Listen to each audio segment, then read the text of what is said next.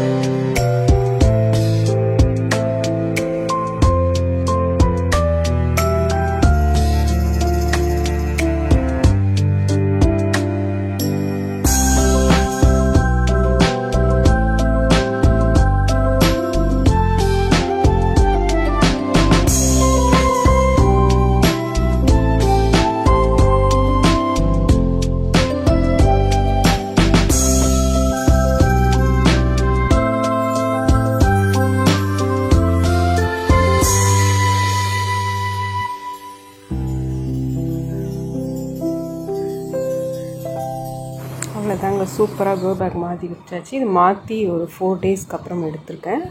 4 டேஸ்க்கு அப்புறமே நல்லா வளர்ச்சிருக்கு. இது பார்த்திங்கன்னா ஒரு 10 to 12 டேஸ் இருக்கும். அதுக்கப்புறம் எடுத்த கிளிப்பு. இதில் நல்லாவே பூ வர ஆரம்பிச்சிச்சு ஒரு 10 டேஸ்க்கு அப்புறம். அவரையில் பாருங்கள் நல்லாவே பூ வளர்ந்துருக்கு. முள்ளங்கியும் நல்லா சூப்பராக வளர்ந்து வந்துட்டுருக்கு. தக்காளி செடியிலே நல்லா பூ வந்துட்டுருக்குது. இது நாட்டு தக்காளி செடி.